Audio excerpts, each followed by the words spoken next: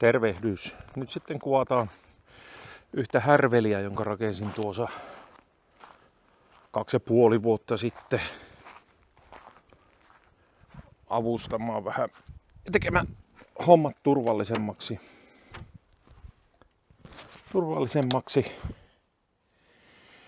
itselle ja muille. Eli tuommoinen pystyssä oleva hydraulihalakoja. Siinä on konekosille ja sähköt. Käyttöhän on ihan normaalilla klapikoneventtiilillä.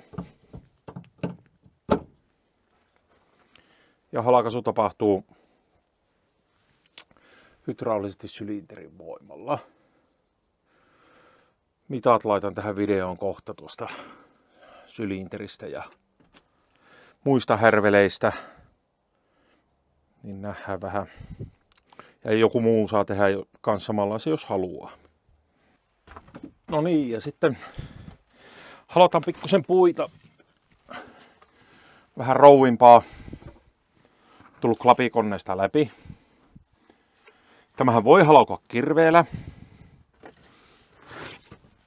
Totta kai. Minusta se on turvattomampi kampe mitä tämä. Laitetaanpa kone päälle.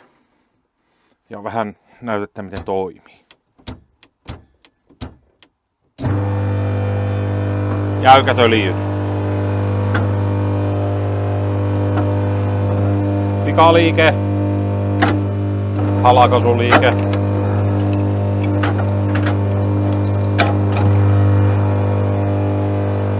Magneettipalautus.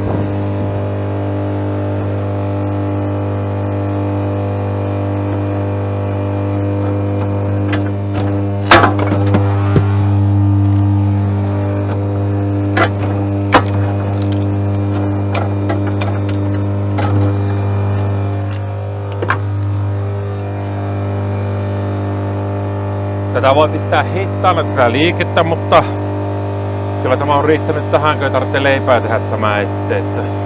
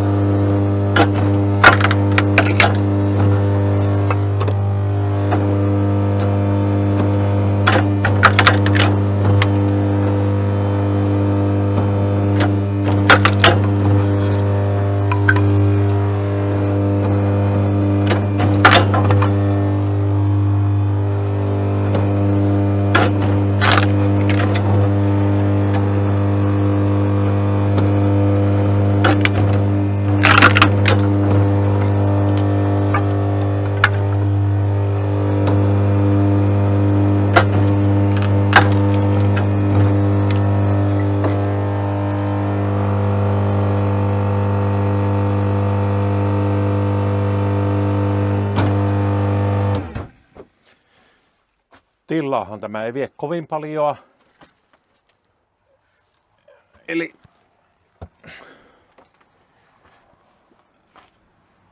ei tuu seinästä kovin paljon ulos.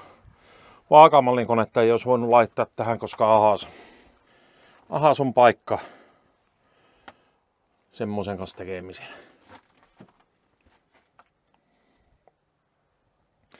Mutta tässä on sitten semmonen homma, että tämä on toiminut jo 2 vuotta. Joten kaikki viisastelit, niin tämä pellaapi. Ja eipä siinä.